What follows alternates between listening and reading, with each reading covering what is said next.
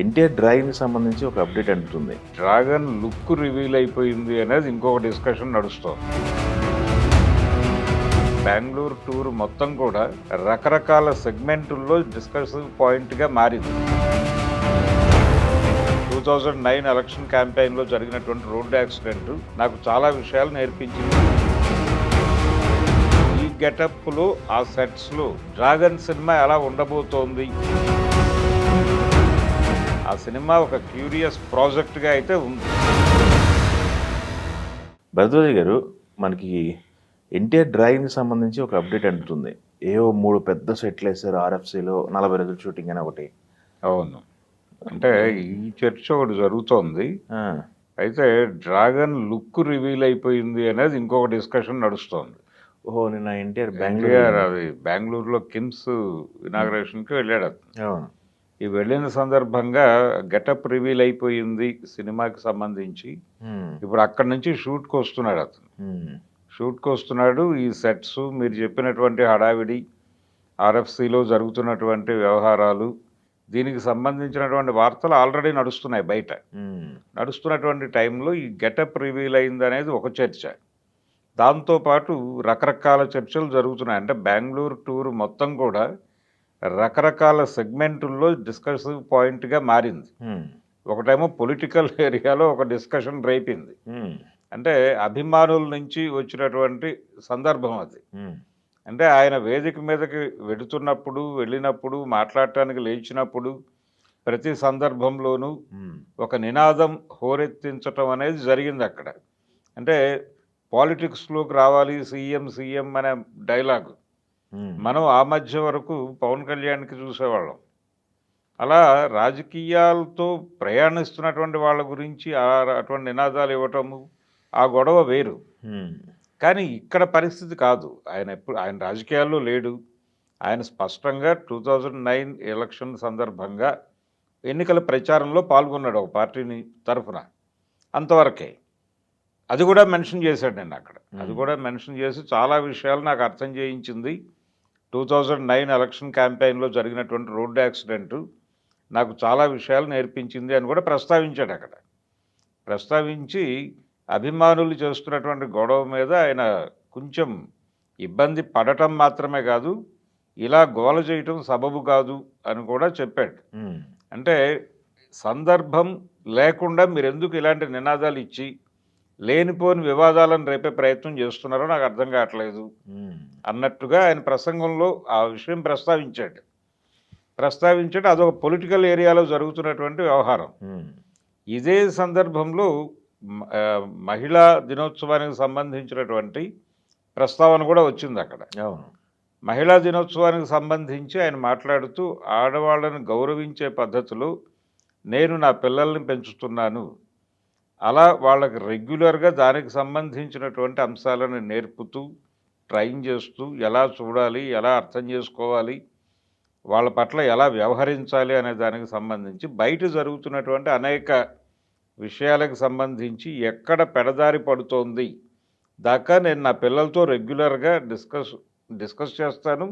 దాంతోపాటు వాళ్ళకి ప్రవర్తనకి సంబంధించిన విషయాలు నేర్పుతాను అన్నట్టుగా చెప్పాడు. ఇది కూడా వైరల్ అయింది. హ్మ్. అంటే మహిళల్ని గౌరవించాలి అనే విషయం నిజానికి ఇంటి దగ్గర నుంచే మొదలవుతుంది. హ్మ్.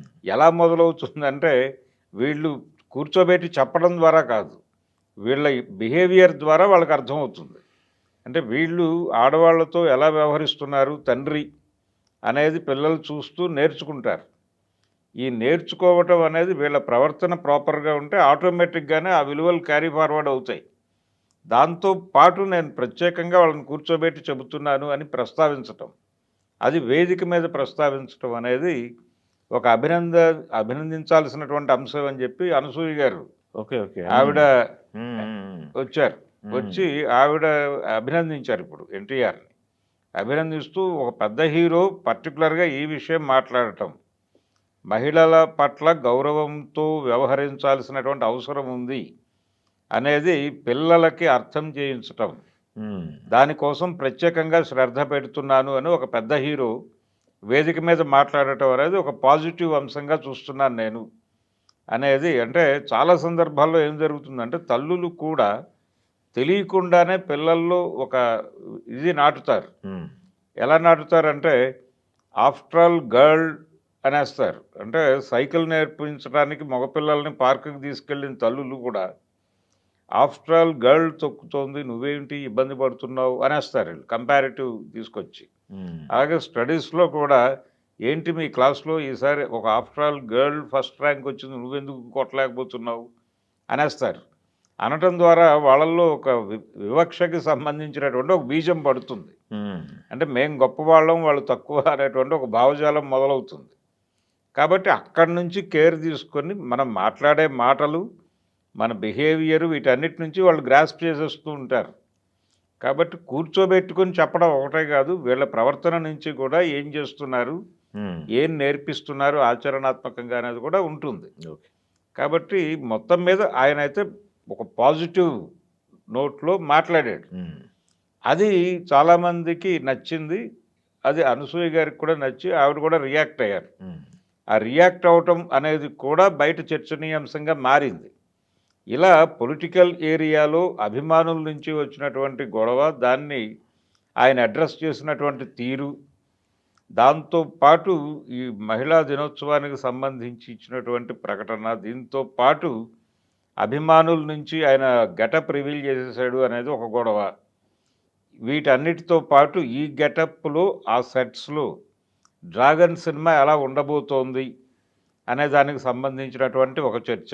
ఉమ్, ఇలా సినిమా ఏరియాలోను రాజకీయ ప్రాంతంలోను సామాజిక ప్రాంతంలోనూ కూడా ఒక డిస్కషన్ రేపినటువంటి పర్యటనగా ఈ బెంగళూరు కిమ్స్ ఇనాగరేషన్కి వెళ్ళినటువంటి ఎన్టీఆర్ పర్యటన నడిచింది. ఓకే. అలా ఒక సిగ్నిఫికెన్స్ ఉంది దానికి. ఓకే. అదేలేండి. మెయిన్‌గా అయితే ఒక 40 రోజులు షూట్ అనేది అవును. బాగా అప్డేట్ అవుతుంది. డ్రాగన్కి సంబంధించిన షూట్ జరిగిపోతుంది. మేజర్ ఎపిసోడ్స్ చేస్తారని. అవును, రకరకాల స్పెక్యులేషన్స్ నడుస్తున్నాయి దాని మీద. సినిమా ఆగిందని, మొదలైందని, మొదటి షెడ్యూల్ మీద అసంతృప్తితో ఉన్నాడు హీరో అని, అయన్నీ అయిపోయినాయిలెండి. ఇవన్నీ దాటి ప్రస్తుతం స్థిరపడి అది ముందుకు నడుస్తోంది. అది హ్యాపీ. కాబట్టి ఆ సినిమా మీద ఒక క్యూరియాసిటీ ఉంది అందరిలోనూ.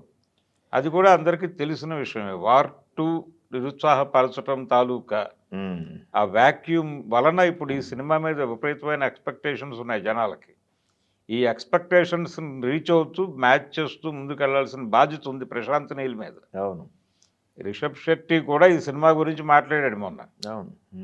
మాట్లాడుతూ ఇది బిగ్ నెంబర్ క్రియేట్ చేసే సినిమా అవబోతోంది అని మాట్లాడాడు. ఇలా రకరకాల కోణాల్లో అదొక చర్చ నడుస్తోంది. డ్రాగన్ చుట్టూ చాలామంది చూస్తున్నారు, దాన్ని అబ్జర్వ్ చేస్తున్నారు. దాని రిజల్ట్ గురించినటువంటి చర్చలు ఉన్నాయి. ఆ సినిమా ఒక క్యూరియస్ ప్రాజెక్ట్గా అయితే ఉంది.